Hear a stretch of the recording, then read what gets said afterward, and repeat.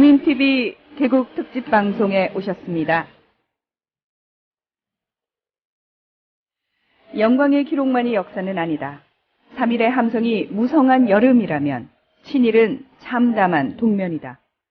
동면기를 모르고 건국이라는 맹하기를 말할 수 없기 때문에 친일은 결코 은폐의 대상일 수 없을 것이다.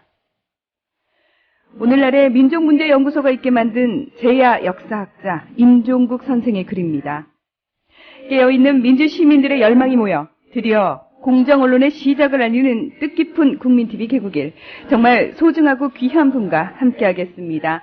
민족문제연구소의 임헌영 소장님 나와주셨습니다. 소장님 안녕하십니까? 예, 안녕하십니까. 반갑습니다. 축하드립니다. 아유, 고맙습니다. 저희가 또 이렇게 민족문제연구소와는 국민TV가 또 함께 가야 된다라는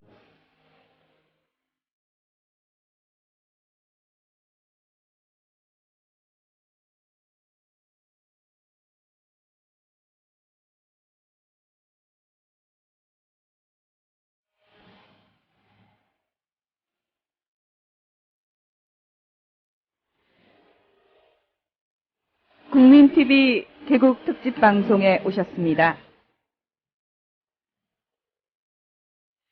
영광의 기록만이 역사는 아니다. 3일의 함성이 무성한 여름이라면 친일은 참담한 동면이다. 동면기를 모르고 건국이라는 맹하기를 말할 수 없기 때문에 친일은 결코 은폐의 대상일 수 없을 것이다. 힘이 납니다. 네. 혹시 그 방송은 들어보신 적이 있으신지요? 그럼요. 예. 어떻게 박한용 실장님 좀 잘 하시던가요? 우리 연구소에서 모든 대외적인 활동은 박한용 실장이 다 하기 때문에 깊이 모든 우리 회원들을 비롯해서 다 신뢰하고 있습니다. 특히 지금 젊은 층들의 시청자들이 굉장히 많고 박한용 실장 인기가 올라가는 것 같습니다. 네. 오늘 어떻게 소장님의 방송이 좀 나가고 나면은 소장님의 인기가 좀 올라갈까요? 그래도 박한용 실장 인기가 올라가야죠. 그러면 오늘은 박한용 실장님을 팍팍 밀어주는 의미에서 소장님 방송하시는 걸로. 예. 아마 사실 민족문제연구소가 어느새요 굉장히 좀 거룩하고 조금 무거운 느낌이 돼버렸어요. 그래서 사실은 전혀 무겁지 않게 가장 현실적인 우리 국민 전체뿐이 아니라 심지어는 일본 국민들까지도 우리 연구소가 하는 이 일이라든가 근본적인 정신을 알면 훨씬 쉬울 텐데 마치 이게 옛날처럼 생각하는데 사실 옛날이 아니고 바로 지금입니다. 네. 오늘 우리가 살아가는 문제가 왜 이렇게 어려우냐, 왜 이렇게 민주주의가 안 되느냐, 그런 문제를 푸는 것이 바로 저희들 연구소라는 걸 좀 이번 기회에 제가 말씀드리는 걸 통해서 알아주셨으면 좋겠습니다. 알겠습니다. 오늘 소장님과 함께 하고 나면은 민족문제연구소가 정말 우리 삶 속으로 확 들어오는 그런 느낌 기대도 되겠죠? 예. 네. 그럼 오늘 임헌영 소장님과 함께 편안한 시간 만들어 보겠습니다. 더불어 행복한 세상. 너와 나의 꿈이 눈앞에. 국민TV. 네, 여러분께서는 국민TV 개국 특집 방송에 오셨습니다. 오늘 민족문제연구소 임헌영 소장님과 함께 1시간 동안 얘기 나눠볼 텐데요. 정말 민족문제연구소가 가깝게 느껴질 수 있도록 여러분이 적극적으로 우리 소장님한테 평소에 좀 궁금했던 점이나 이런 부분들, 개인적인 질문도 괜찮으시죠? 예, 다 괜찮습니다. 예, 어떤 질문이든 괜찮습니다. 지금 소장님께서도 아이패드를 통해서 여러분이 올려주신 댓글 보고 계시거든요. 그래서 평소에 궁금했던 역사 문제도 괜찮고요. 민족문제연구소에 관한 것도 괜찮습니다. 그리고 임헌영 소장님 개인에 대한 질문도 괜찮습니다. 편하게 올려주시면서 함께 만드는 시간이었으면 좋겠습니다. 아까 이제 잠깐 소개를 해 주셨습니다만 우리 민족문제연구소장님으로서 우리 청취자분들께 다시 한번 인사 말씀 부탁드리겠습니다. 저도 고생입니다만 여러 청취자분들 얼마나 고생이 많습니까? 동해 바다 건너에서는 일본이 우리의 자존심을 건드리고 국내에서는 독재자가 우리를 괴롭히고 그러면 이럴 때일수록 그 야당이 좀 국민들을 위로해주고 희망을 줘야 되는데 야당까지 괴롭히는 시대에 우리가 어디에서 위로를 받겠습니까? 국민TV 방송을 잘 들으시면서 위로를 받으시고 용기를 가지시기 바랍니다. 저 감동받았어요, 되게. 항상 사실은요, 역사 문제 속에 파묻혀 계시기 때문에 많은 분들이 이제 오해를 하시는 게 과거의 이야기에만 관심이 있지 않으실까라고 생각들을 하는데 처음에도 그 말씀하셨어요. 지금 우리의 예. 삶이고 문제다라고 표현을 하셨거든요. 예. 지금 우리가 이제 오늘 또 뉴스가 보니까 북이 뭐 어제 그 폴 쏜 거라든가 네. 이런 문제가 뉴스가 되는데 우리가 왜 이런 처지가 됐으며 또 왜 일본은 또 왜 저렇게 우리를 불편하게 만드느냐. 그리고 국내의 정치인들이 정치 풍토가 왜 우리가 독재를 청산하지 못하고 계속 민주 세력들이 마치 독립운동가가 고생해야 되느냐. 이런 게 다 바로 우리 현실입니다. 그리고 심지어는 국민복지까지도 이 자기의 민족을 남의 나라에 팔아먹은 사람들은 국민복지를 생각하지 않습니다. 자기 혼자 잘 살려고 하는 거죠. 지금 저기 얘기 들으면 여러분들도 그게 바로 현실이라는 걸 아시지 않습니까? 국민복지는 전혀 생각 안 하고 자기 돈만 벌려고 하는 재벌들이라든가 이게 다 어떻게 보면은 역사가 잘못됐기 때문에 그렇다는 거기 때문에 네. 역사는 바로 현실이죠.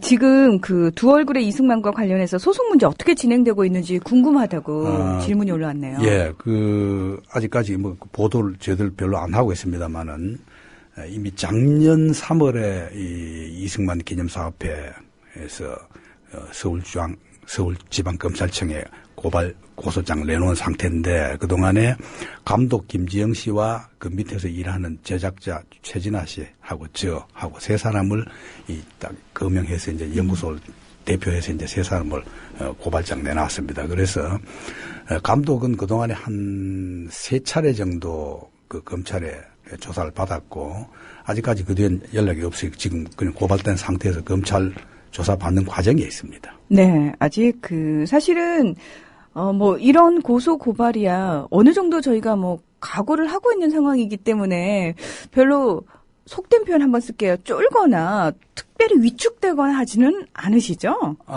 저는 쫄지는 않지만은 예상은 안 했어요. 전혀 고발할 수 없다고 생각했어요. 왜냐하면은 너무나 역사적인 팩트, 사실 가지고 했고, 그러나 이것은 다큐멘터리라고 하지만은 이거 예술입니다.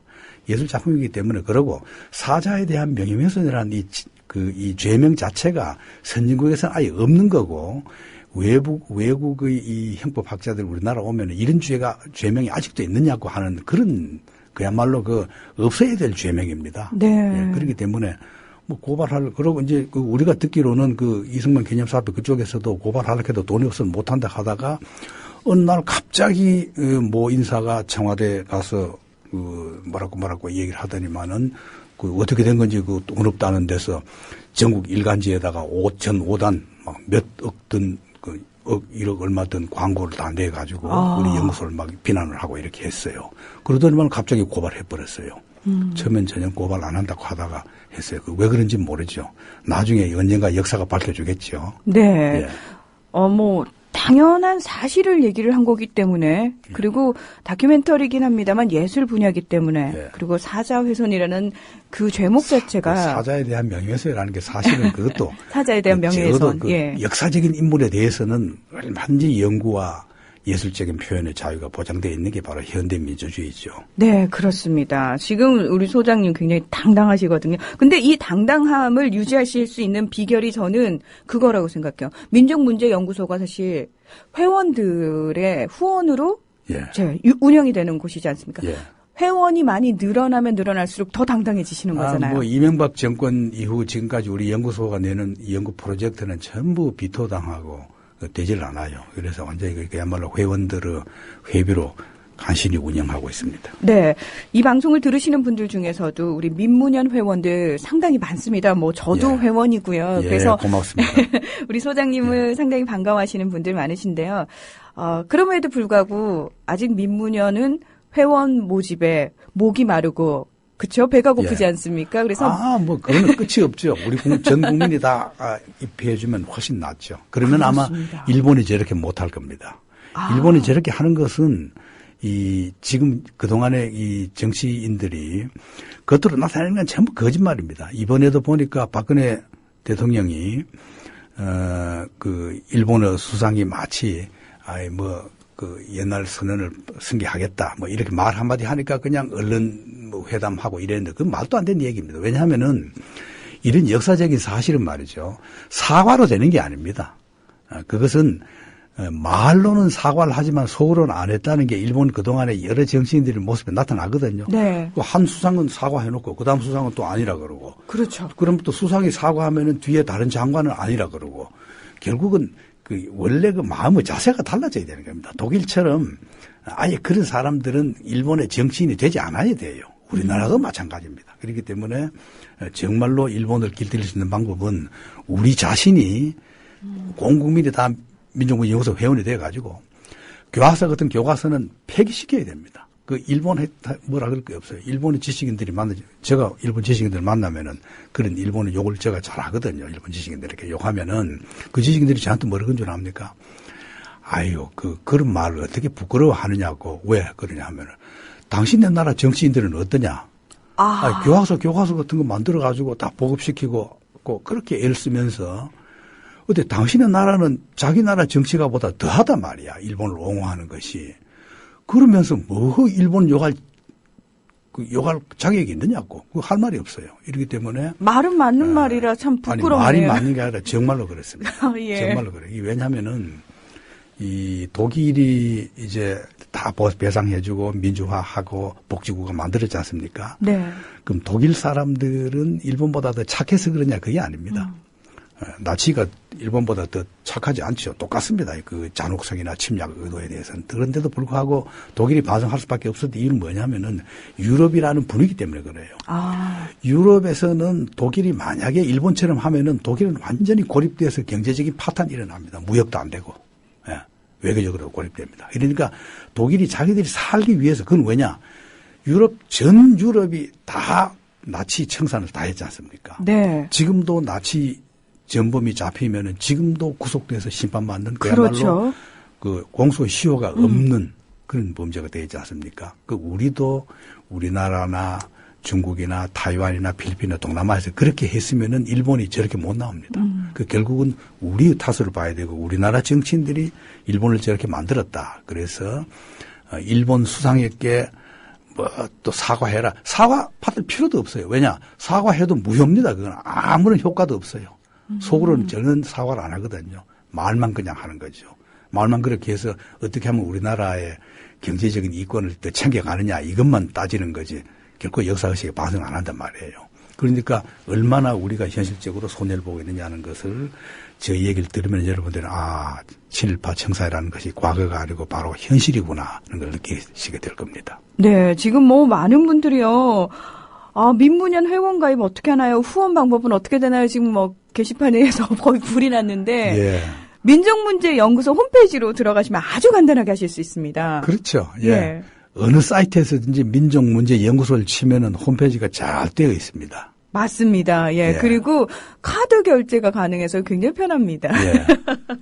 너무 선전해서 좀 낯간지럽습니다. 아니요. 이런 거는 사실 모르고 계신 분들이 의외로 많으세요. 그러니까 저희들 생각에는 들어와서 그냥 가입 신청하시면 됩니다라고 쉽게 얘기를 하는데요. 들으시는 분들 입장에서는 정말 방법을 몰라서 그동안 못 하셨던 분들이 대부분이라는 거죠. 많은 분들은 또 인터넷이 서툴러서 저도 어디 후원하려고 해도 인터넷 서툴러가 제가 직접 못해요.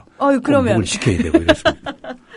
인터넷이 서툰 분들은 어떻게 할까요, 소장님? 민문연에 서툰 분들은 전화하시면 돼요. 홈페이지에 전화번호가 다 나와 있기 때문에 전화번호와 주소가 다 나와 있기 때문에 전화하시면 언제든지 편리하게 도와드릴 겁니다. 네. 아니, 저 지금 질문을 잔뜩 준비해 왔는데 이미 게시판에 질문이 지금 너무 많이 올라와가지고요. 지금요, 겨울냉면님께서 평소 임헌영 소장님이 쓰신 책들 즐겨 읽고 있습니다. 우리 역사를 보면 친미, 친일, 친중 등 외부 세력과 결탁해서 헤게모니를 쥔 기득 세력이 많았는데 지정학적으로 또 역사적으로 불가피한 일인지 궁금합니다. 그리고 사대주의 세력이 끊이질 않았는데도 우리 민족이 망하지 않고 지금까지 온 힘은 무엇일까요? 예, 우리 민족이 이렇게 버틴 힘은 바로 국민의 힘입니다. 일본에게 나라를 팔아먹은 것도 권력이 있었던 사람들, 말하자면 그 당시에 왕으로부터 총애를 받았던 사람들이고, 잘 살았던 사람들입니다. 의병 가담자의 상당수가, 절대 다수가 빈민들이에요. 오히려 그 당시 못 살던 사람들, 지금으로 치면은 이제 그런 거죠. 만약에 한번 상상해 봅시다. 지금 남북한의 전쟁이 나면은 누가 가서 싸우겠습니까? 바로 정부에서 빨갱이라고 욕했던 그런 사람들이 싸울 거고 못 살던 사람들이 싸울 겁니다. 그럼 잘하는 네. 사람들은 이중 국적 가지고 얼른 인천공항으로 달려갈 거예요. 어디 갈지 모르지만은 그런 거 생각해 보면 똑같습니다. 역사는. 그렇기 때문에 나라를 살린 것은 국민이 살고 있기 때문에 나라를 살리는 거고 다만 나라를 찾아놓으면은 그 국민들을 또 못 살게 구는 것은 또 정치가들입니다. 외세의 권력 등을 기댄 사람들이 또 하는 거죠. 이래서 지정학적인 뭐니 하는 말도 들으실 필요 없고 스위스 같은 나라는 그런데도 영세중립국으로 잘 살지 않습니까? 우리나라도 정치가면 훌륭하게 정치만 잘하면은 우리나라 국민들은 아주 우수한데 여당이든 야당이든 정치가들이 문제예요. 야당이 잘해도 좋고 여당이 잘해도 좋은데 둘 다 똑같습니다. 그렇기 때문에 정치만 잘하면은 얼마든지 이런 강대국 속에서 쌍그네를 타면서 남북 통일을 이루어서 복지국가를 스위스에 못지않는 복지국가를 이룰 수 있다고 생각합니다. 근데요, 지금까지 정말 이 몹쓸 정치가들을 우리 국민들의 손으로 뽑았단 말이죠. 예, 그런 국민들도 있지만은 각성한 국민들이 그 소수라서 그렇거든요. 이래서 각성한 국민들이 소수인데 그래도 그 소수가 역사를 움직이는데 힘이 됩니다. 걸음이 됩니다. 그렇기 때문에 우리가 희망을 잃지 마시고 여러분들도 고생되시더라도 항상 올바른 역사를 봐주시면 좋겠습니다. 네. 역사를 잊은 민족에게 미래는 없다라고 단재 선생님께서 말씀하지 않으셨습니까? 그래서 사실 역사가 정말 중요하다 하면서도 역사가 가장 취약한 부분이라는 거죠. 왜냐하면 공격을 제일 많이 당하고 지키려면은 온 국민이 똘똘 뭉쳐가지고 난리를 쳐야지 겨우겨우 지키는 게 역사 바로 세우기라는 부분인 것 같아요. 저희가 교학사 역사 교과서 파동으로 지난 한 해 다 보내지 않았습니까? 그렇죠. 정말 쓸데없는 일을 했다는 거죠. 이게 이제 지금 우리가 당면한 가장 중요한 비극 중에 하나인데 저는 이제 그동안에 제가 1941년에 태어났는데 네. 8.15 4년 전이죠. 그러네요. 태어나서 이제 일제 때는 희미하게 기억이 나요. 공습경보하고 뭐 순경들이 말하던 거 희미하게 기억이 나고 그래서 이제 초등학교 들어가기 8.15 이후에 초등학교 들어갔기 때문에 역대 대통령을 다 겪은 거죠. 네, 그러시네요. 다 겪어봤는데 네. 지금처럼 이 괴로운 시대라고 할까 국민들에게 정신적인 스트레스를 주는 정권은 처음인 것 같아요.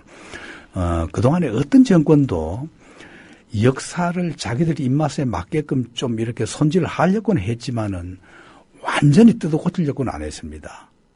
그런데 지금 이제 그런 정권이 됐죠. 또 그다음에 두 번째는 집권자들이 야당을 보고 야당 전체를 향해서 종북 좌빨이라는 말을 쓴 적은 없어요. 네. 이승만도 박정희도 전두환도 노태우도 누구도 야당 전체를 향해서 그 야당이 그냥 종북 좌빨 이런 식으로 표현. 이건요.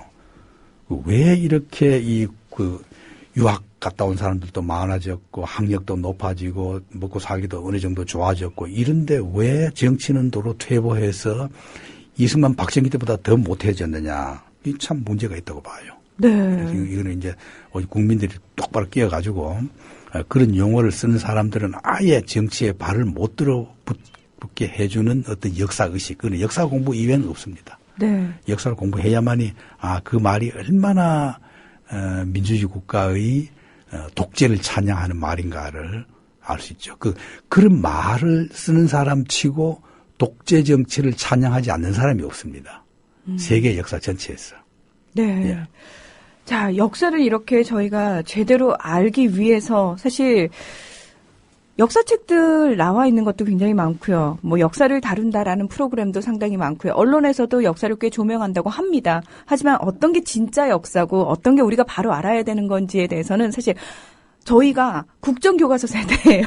저는 소장님. 그래서 그렇죠. 학창 시절에 배웠던 국사? 뭐 그 정도 수준이란 말이죠. 그 정도 수준만 있어도 괜찮았던 거예요.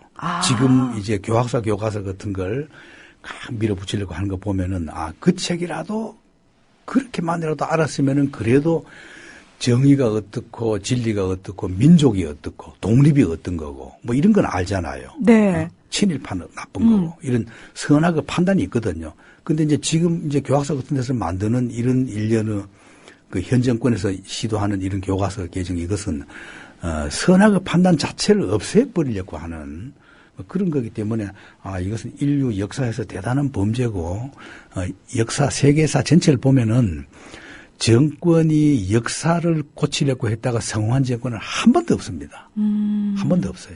어떤 힘 있는 권력도 역사를 개조하려고 하면은 도리어 자기가 개조당하는 거죠. 자기가 퇴출당하는 거지. 역사 개조에 성공한 역사가 없습니다. 그럼 이 정권은 어떤 의미에서는 자멸의 길을 걷고 있는 거네요? 뭐 아무리 역사 교과서를 만든다고 해도 그게 몇 년 갈까? 다음 정권 누가 되든지 결국 그 역사 교과서는 또 폐기해야 되지 않느냐 하는 게 제가 확신을 합니다. 네. 저희 이 방송을 들으시는 분들이 그래서 이제 역사 프로그램에 굉장히 목말라 있단 말이죠. 예. 근데, 박한영 실장님이 오셔가지고 저희에게 이제 역사 얘기를. 재밌게 하죠. 예, 할 때마다 근데 게시판에 몰랐어요. 저희가 모르고 살았네요. 정말요? 이런 글들이 참 많이 올라오는 걸 보면서. 그러니까 이런 걸 알면요. 네. 저는 이 지역 감정이라는 말을 흔히들 많이 쓰고 특히 이제 경상도, 저도 경상도거든요.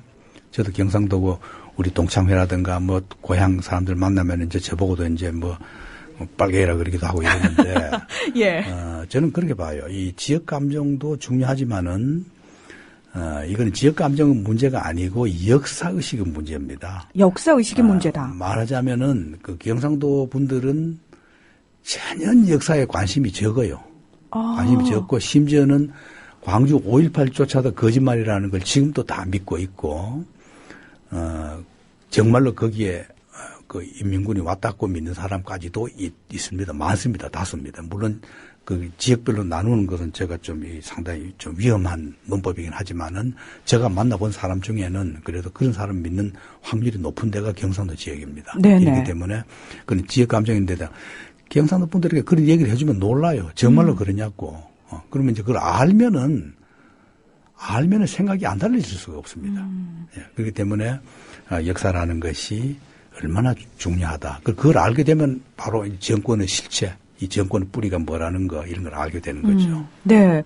그래서 사실 저희가 역사를 바로 아는데 구심점이 좀 되고 저희에게 어떤 기준을 제시해 주는 것이 저는 민족문제연구소라고 생각을 해요. 그래서 제가 좀 찾아봤더니요. 소장님, 저는 민족문제연구소가 굉장히 오랜 역사를 가진 줄 알았더니 아니던데요? 생각보다 너무 1991년 2월에 됐습니다. 처음 만들 때는 원래 그거는 그 1년 전에 그 임종국 선생 친일 문학론의 임종국 선생이 돌아가셨을 때 장례식장에 이제 몇몇 젊은이들이 갔다가 자료가 많이 있는데 그다 책을 못 내시고 자꾸 하셨거든요. 임종국 선생이. 그러니까 이 젊은이들이 이럴 게 아니라 이 사업을 이어받자 해서 김봉우 선생이, 김봉우 이제 초대 역사 민족문제연구소 소장이죠. 김봉우 소장이 중심이 되어서 반민족문제연구소를 만들었어요. 반민족. 사실 그게 맞죠. 예. 우리 민족을 반대한 그렇죠. 반민족 운동을 했던 사람들이니까 친일 이코르 반민족 아닙니까? 반민특위처럼. 예. 그래 했는데 그게 너무 좀 거칠다. 이래서 반짤 떼버리고 민족문제연구소로 고쳐가지고 지금에 이르고 있습니다. 네. 1991년 2월에 만들어진 것이 민족문제연구소입니다. 지금 현재 인원이 어느 정도 되시나요? 상근자는 한 30여 명 되고요. 네. 회원은 한 13,000명 정도 됩니다. 지금 역사가 그래도 꽤 됐는데 회원이 13,000명이면은 사실 생각보다는 좀 적은 수거든요. 생각보다 적은데 이 민족문제연구소 회원들의 특징이 굉장히 열렬합니다. 저희 국민TV 조합원들처럼. 예. 아주 열렬해서 이 회원들 앞에 가면 저도 굉장히 조심을 하고 정말로 저는 이 연구소 회원들 한 분 한 분을 다 존경합니다. 그리고 그 회원들이 지금 시민단체 중에서 가장 그 회비 납부율이 높은 게 바로 저희들 연구소입니다. 네. 그 자동이체 되는 게 있죠. 네네, 가장 맞습니다. 높은 게 바로 저희들 연구소입니다. 그런 걸로 보면 굉장히 열렬하죠. 예. 그런 열렬한 힘이기 때문에 또 그런 열렬하기 때문에 이제 여기 들어온 거고 너무 이렇게 우리 회원들이 열렬하기 때문에 외부에서 보면은 연구소가 좀 어떤 너무 저렇게 강성이 있지 않냐 하는데 사실 그렇지 않습니다. 우리는 정말 유연하고 저 자신부터도 굉장히 강성을 하는데 저도 굉장히 유연합니다. 네. 아니 지금 말씀도 상당히 부드럽게 조근조근 하시는 스타일이시고요. 저는 좀 놀랬던 게요. 민족문제연구소 지부와 지회가 이렇게 꾸려져가지고 저는 그 명함을 꽤 많이 받았거든요. 예, 지회가 29개 지회가 있고 지부가 있고요. 네. 지부와 지회가 있고 특히 이제 외국에는 도쿄 지부가 굉장히 셉니다. 활동을 아주 열심히 합니다. 저 깜짝 놀랐어요. 정말로 저 민문현 회원입니다. 이러고 자기를 소개하시는 분들이 예. 어마어마하게 많으시더라고요. 전국적으로 다 웬만한 그 큰 도시에 있습니다. 네. 그분들이 지금 이렇게 정말 곳곳에서 열정적으로 활동을 하고 계신데요. 지금 현재 이사장이 함세웅 신부님이시죠? 예, 함세웅 신부님입니다. 예. 저는 정말 부끄러운 고백을 하자면 국민TV에 들어와서 역사 의식이 얼마나 중요한지에 대해서 좀 제대로 깨달은 케이스라고 할 수 있거든요. 앞으로도 역사 문제를 계속 좀 해 주십시오. 예. 그 민족문제연구소가 지금 관여되어 있는 사실은 연구하고 있는 역사 문제가 정말 많은데요. 예. 그 박가정 실장님이 예전에 그런 적이 있었어요. 그러니까 지금 할 일도 너무 많아 죽겠는데 이 쓰레기 교과서 때문에 우리가 할 일을 못 하고 있다라고 얘기를 하는데 지금 그 민족문제연구소에서 어떤 일들을 하고 있는지 혹시 소장님 아무리 소장님이라도 그 수많은 일들을 다 파악은 못 하고 계시는 거죠? 어떠세요? 구체적으로 그 진행 상황까지 구체적으로는 모르지만은 네. 큰 덩어리는 항상 알고 있습니다. 제가 벌써 이 소장 맡은 지가 10년 됐기 때문에 네. 거의 뭐 생활 체질로 됐죠. 그냥 무슨 얘기 들으면 그 뭐겠구나 이걸 더 알 정도로 돼 있는데 네. 참 일이 많아요. 제일 큰 문제는 바로 친일 인명사전을 낸 거 아닙니까? 그렇죠. 그 친일 인명사전 내고 그걸로 끝나는 것이 아니라 계속 보완하고 있습니다. 미처 우리가 사전 낼 때까지는 자료가 없어서 안 들어갔던 인물들을 추가하는 문제. 뺄 사람은 없어요. 우리가 워낙 철저히 했기 때문에 그걸 만들 때 사람들이 굉장히 뭐라고 많은 얘기들 하고 심지어는 고발한 사람도 있고 있는데 네. 우리가 전부 다 이겼거든요. 근데 이제 이 뭐냐면 제가 이 친일 인명사전 내기 전에 편찬 위원들에게 항상 만나면은 강조하는 게 뭐냐면은 이 한 사람 한 사람 선정할 때 당신들을 할아버지처럼 생각해라. 우리 할아버지가 여기 들어간다면은 내가 얼마나 서운하고 가슴 아플까를 생각해라. 쉽게 말하면은 웬만한 국민들이나 우리를 욕하는 척에서는 그냥 아무나 그냥 막 집어넣어 하는데 그러지 않습니다. 굉장히 신중하게 어떻게든 한 사람이라도 빼주려고 하고 굉장히 신중하기 때문에. 그러니까 억울하게 당하시는 분들이 없도록 최대한. 그렇죠. 예. 최대한으로. 우리가 그 당시로서 조사할 수 있는 모든 자료는 다 조사했습니다. 그러나 그 뒤에 이제 또 밀발굴된 그때까지 발굴 못했던 자료들을 가지고 하니까 그 뒤에 또 추가될 사람들이 많지는 않아요. 그러나 몇 사람은 추가될 수 있기 때문에 지금도 계속 하고 있습니다. 네. 혹시 그 아이들을 위한 자료들도 있나요? 하고 주명 아빠님께서 질문을 해오셨거든요. 초등학생이나 중학생 정도들이 볼 수 있는 특별한 자료는 아직 저희들이 못 만들고 있고 다만 만화라든가 이런 거는 조금씩 되어 있습니다. 예, 그건 이제 우리 연구소가 낸 게 아니고 네네. 일반 출판사들에서 낸 작업들이 있습니다. 네. 그러면은 소장님 사실 시중에 남아있는 역사 관련 서적들도 워낙 많고요. 사실 아이들에게 좀 올바른 역사 의식을 심어주고 싶은데 어떤 책을 골라줘야 될지. 예. 어린이 책은 저도 잘 모르겠어요. 책 이름을 구체적으로 모르는데 제가 그 서문 써준 책도 많거든요. 임원영 소장님의 서문이 있는 책. 예. 그러면 저희가 확실한 거죠. 믿을 수 있습니다. 예.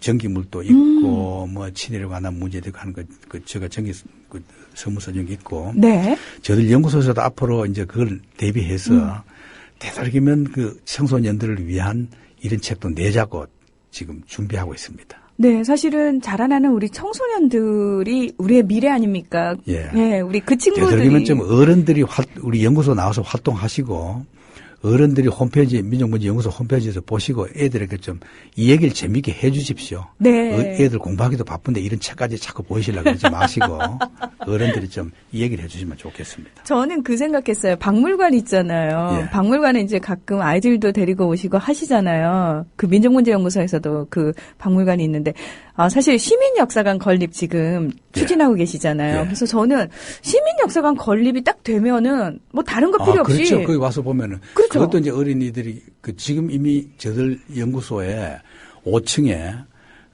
박물관 형태를 다 갖추고 보고 있습니다. 실제로 일본에서 오는 중학생 수학여행 오는 중고등학생들이 거기 오는 사람들이 있어요. 저들 연구소 와서 오면은 우리가 설명을 잘 해드립니다. 그리고 서울과 지방에서도 가끔씩 우리 연구소 회원들 중에 교사나 이런 분들이 잘 알기 때문에 오면은 한 20-30명이나 한 30-40명까지 오면은 다 보여드리면서 설명을 잘 해줄 수 있도록 갖춰놓고 있습니다. 네, 그래서 저는 그 시민역사관으로 아이들과 주말에 산책 예. 나가든 놀러 갈 수 있는 곳이 되면은 좀 따로 저희들이 역사를 이제 그걸 필요 하기 없겠다. 위해서 예.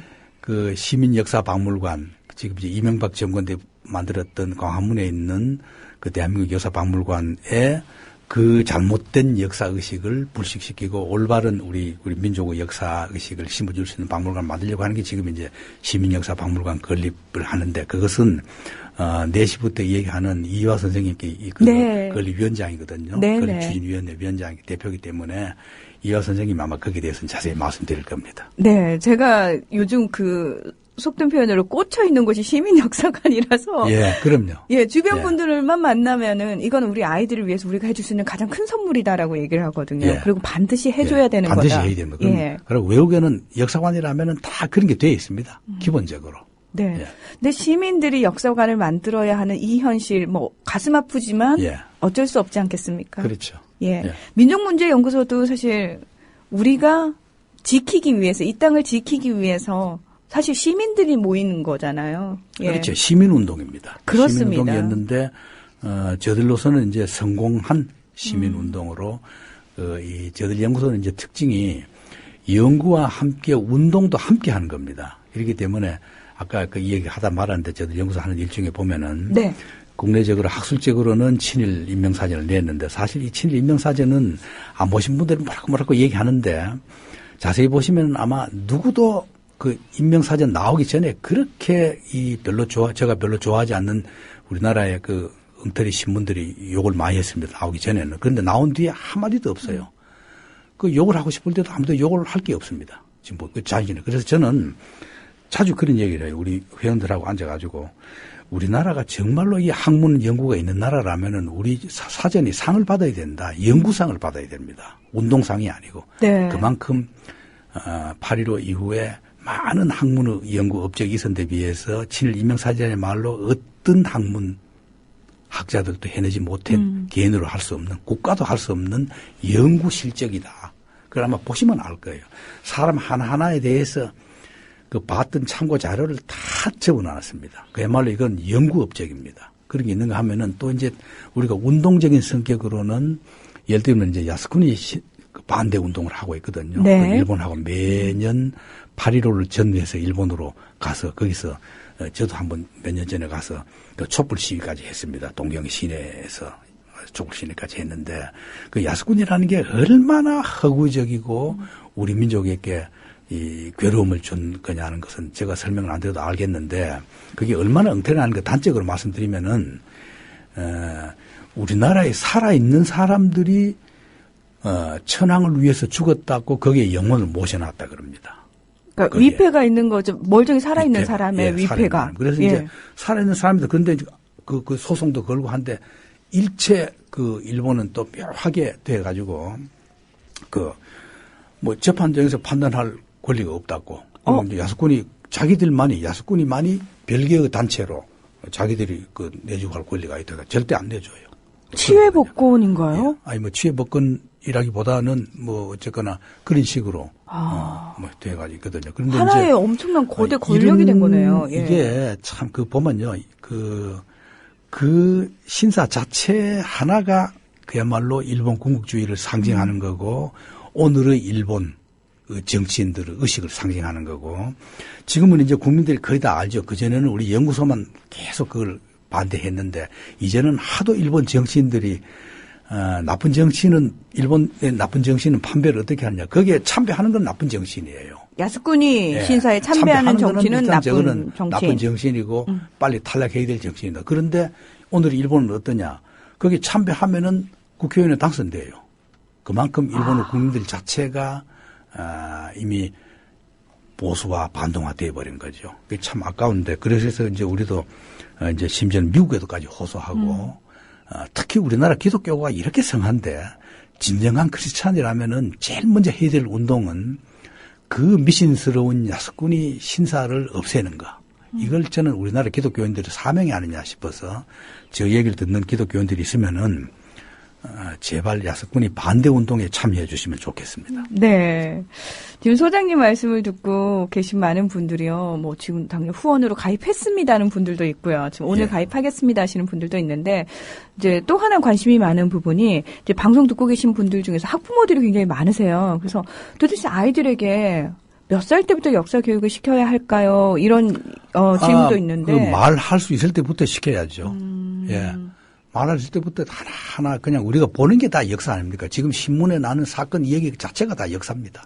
그렇기 때문에 그건 영어 조기 교육보다 하고 똑같이 시켜야 됩니다. 아, 영어 조기 교육 말씀하시니까 바로 와닿네요. 예. 예, 역사 교육이 먼저여야 예, 되는 겁니다. 그렇죠. 예. 예. 근데 그러면 소장님은요, 언제부터 역사 문제에 관심을 가지셨어요? 어린이 때 뭐 떡잎이 좀 다르셨나요? 아니, 뭐 꼭 그렇다기보다는 네.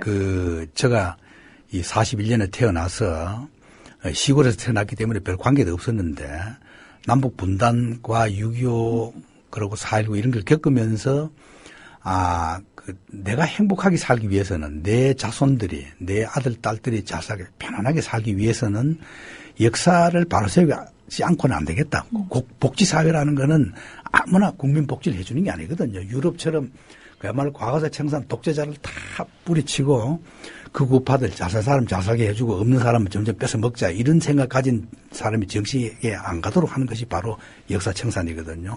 그러니까 유럽이 지금 지구상에 뭐라고 해도 유럽이 가장 잘 살고 좋은 나라고 인권이 형성되고 복지가 잘 된 나라 아닙니까? 그렇죠. 미국, 일본은 달라요. 미국, 일본은 뭐 못 사는 사람은 못 살고 국민 복지도 제일 안 된 게 미국, 일본입니다. 우리나라는 미국, 일본만 보고 있거든요. 그래서 네. 사실 유럽을 봐야 됩니다. 그 유럽이 그런 거든. 그러면 결국 유럽은 뭐냐? 과거 청산했기 때문에 그래요. 우리나라 대학생들이 여름방학 되면은 또 참 유럽으로 배낭여행 가가지고 엉뚱한 것만 보고 오는데 그런 걸 보지 말고 거기 현지 사람들하고 만나가지고 2차 대전 때를 어떻게 생각하느냐. 독일이 침략했을 때는 어떻게 생각하느냐. 독일이 물러간 뒤에는 어떻게 했냐. 그런 거 물어보십시오. 그 독일의 점령 때 친독 협력자를 어떻게 처벌했냐. 그리고 복지가 어떻게 되느냐. 등록금 문제. 우리나라는 등록금 반액을 가지고 얘기하잖아요. 유럽 거의 대부분 상당한 나라, 특히 이제 독일 같은 나라는 등록금이 없지 않습니까? 그렇죠. 전혀 없거든요. 사실 없어야 됩니다. 국민이라면은 그 유치원부터 대학원 박사과정까지가 전혀 등록금이 없거든요. 독일은. 예. 그런 그게 이제 유럽의 기본인데 그게 결국은 역사를 청산했기 때문에 그런 거고 그게 무슨 뭐 그 공부 잘해가지고 돈 잘 버는 사람, 거짓말 잘하는 사람 잘 보고 그러면 행복하고 안 그러면 바보 된다는 이런 우리나라 같은 이런 사회는 역사를 청산 안 했기 때문에 그렇다는 거죠. 그러면 굉장히 좀 자연스럽게 역사 문제에 관심을 가지게 된 경우라고 할 수 있겠네요. 소장님의 경우에는. 제 경우는 이제 우리 집안으로도 6.25를 전후해서 많은 불행을 겪었고 이래서 이제 각별히 역사 문제에 관심을 가졌고 그렇기 때문에 제가 원래 전공은 문학입니다. 네. 제가 원래 제가 가장 좋아하는 그 타이틀은 문학평론가고 문학은 항상 본처라고 얘기하는데 그럼에도 불구하고 이제 문학을 하다가 보니까 올바른 문학을 이해하기 위해서는 역사를 안 하고는 안 된다. 결국 역사가 빠진 문학은 문사철 이렇게 우리가 인문학을 말하지 않습니까? 네. 문학, 역사, 철학 이렇게 말하는데 결국 문학 다음에 역사, 그다음 철학이 세 가지를 다 안 하면은 올바른 문학이 안 된다. 이렇게 봤거든요. 이래서 역사에 관심을 갖게 되고 특히 우리나라는 이 역사를 해결하지 않고는 정치, 경제, 사회, 문화 모든 것이 해결 안 된다. 이렇게 해서 제가 1986년에 그 역사문제연구소도 제가 그 창립 멤버입니다. 지금 인터넷에 뭐 다들 욕을 얻어먹기 때문에 박원순 지금 시장하고 뭐 함께 저하고 같이 그 창립 멤버인데 저도 그래서 이제 역사문제연구소도 한 적이 있고 그다음에 이제 민족문제연구소를 하니까 다른 사람들이 저보고 당신은 문제 전문가냐고 역사 문제하고 민족 문제는 제가 문제 전문가입니다. 예. 예. 소장님 사실 문학평론가가 본처다라고 말씀을 하셨는데 임종국 선생님도 친일파 문학에 대해서 굉장히 비판을 많이 가셨고. 임종국 선생도 예. 사실은 시인이고 문학평론가입니다. 그렇죠. 예. 그런데 이제 하다 보니까 이거 도저히 안 되겠다.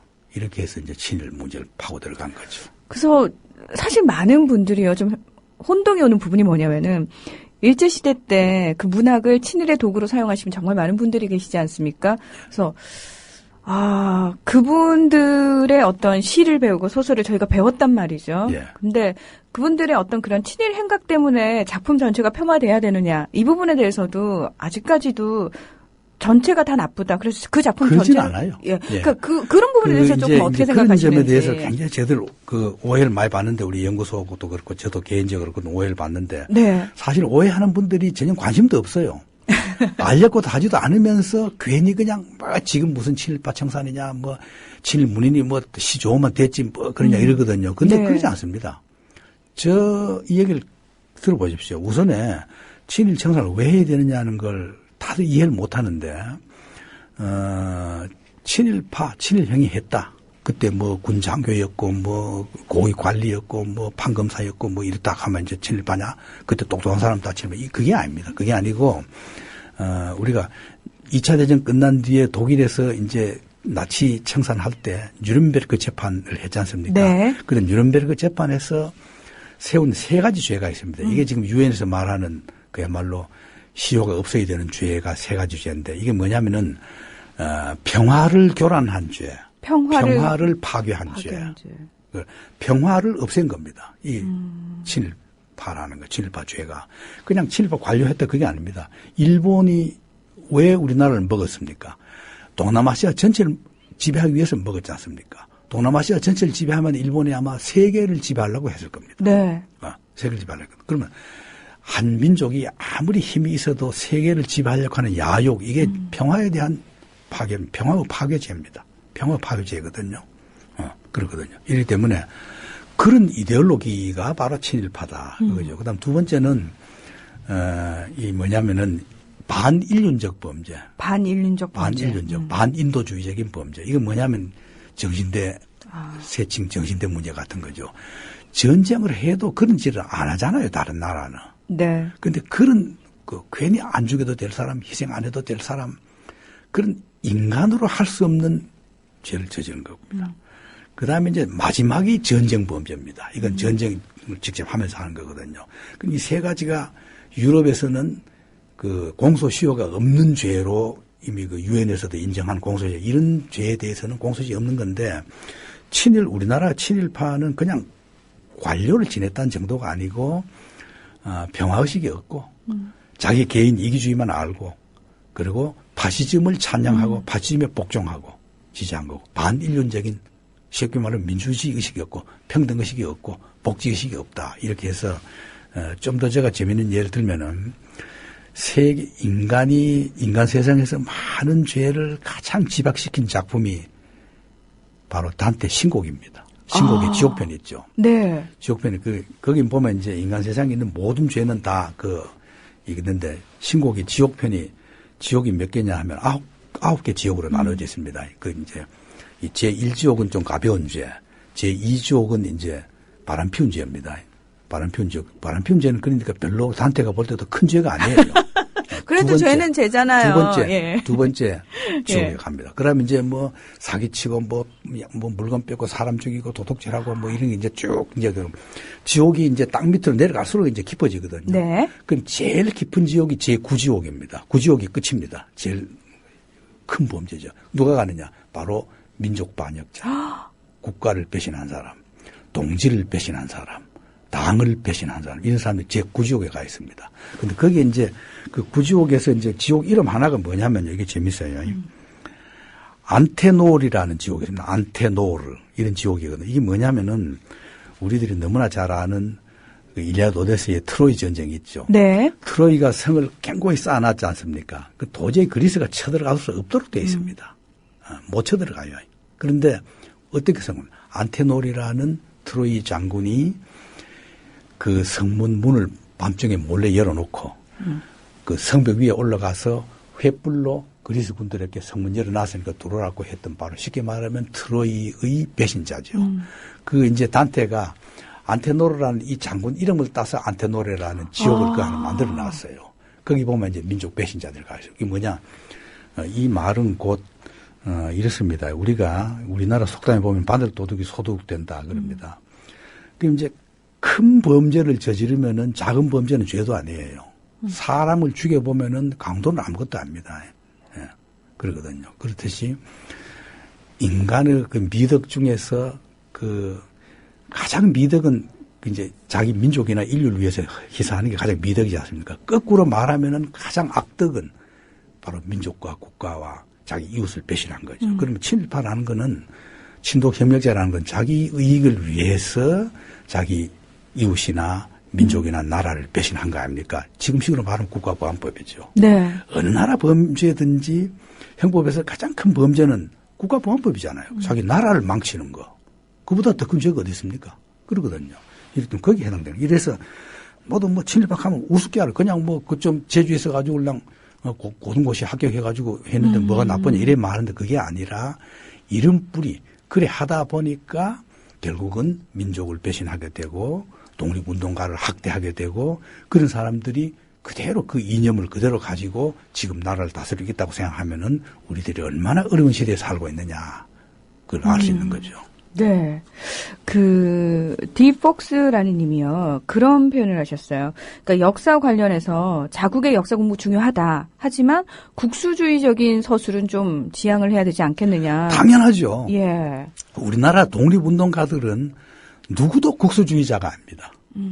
안중근 의사의 동양평화론도 그렇죠. 우리나라만 잘 살자는 것이 아니라 동양, 일본 너도 잘 살아라. 우리도 잘 살겠다. 중국도 잘 살자. 한뼘에 잘 살자는 거지. 우리는 잘 살고 너는 우리한테 갖다 바쳐라.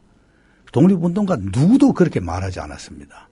다만 친일파들은 우리가 잘 살기, 일본이 잘 살기 위해서 동남아, 남은나라 쳐들어가는 것을 지지했죠. 그렇기 때문에 국수주의와 이런 걸 혼돈하시면 안 됩니다. 네. 아마 지금 사실 친일파라는 이 표현에도 사실 문제 제기를 하시는 분들이 꽤 계시거든요. 예, 물론 저들도 이제 이 질문을 받아보면요. 네. 저들이 이걸 18년에 걸려서 연구를 해서 낸 사전인데 18년 동안에 수십 번의 토론회와 수십 번의 심포지움과 세미나를 거쳤습니다. 다 제기된 문제입니다. 그런데 물론 우리도 친일파 하지 말고 다른 용어를 하자. 네. 많이 연구를 했어요. 근데 특수하게 우리나라와 같은 특수한 상황 속에서는 그 말을 적합 딱 맞진 않지만 그래도 그 말 국민들이 친일파라고 할 때의 그 느낌 이런 또 역사적인 그 어떤 그 역사 의식까지 담아내는 이 말을 결코 버릴 수 없다. 이렇게 해서 사전 이름도 친일 인명사전이라고 한 겁니다. 그렇기 때문에 혹시 좀 명칭을 딴 거 좋은 게 있으면 내보십시오. 아무리 내봐도 그보다 더 좋은 게 없어요. 예. 그 좀 이해해 주셨으면 좋겠습니다. 예, 뭐 민족 반역자, 매국노 이런 표현 예. 어떠냐고 예, 예, 물론 의견이 그런 나왔는데. 말도 있는데 예. 여러 가지를 우리가 연구해 본 결과 그래도 통용되는 게 이거다. 하고 네. 있습니다. 그러고 이제 흔히들 오해하시는 게 저들 연구소가 마치 무슨 권력을 가지고 뭐 친일파를 뭐 응징하고 뭐 전혀 그런 게 아닙니다. 이건 우리는 오로지 연구 업적입니다. 연구 업적으로 이렇게 우리가 연구해 놨으니까 이걸 가지고 어떻게 하냐는 것은 국민들의 몫이죠. 정치인들과 국민과 독립운동가들의 몫이지 우리가 어떻게 하라는 것도 아니고 그냥 우리는 연구했을 뿐입니다. 혹시요. 오해하지 말아줬으면 좋겠어요.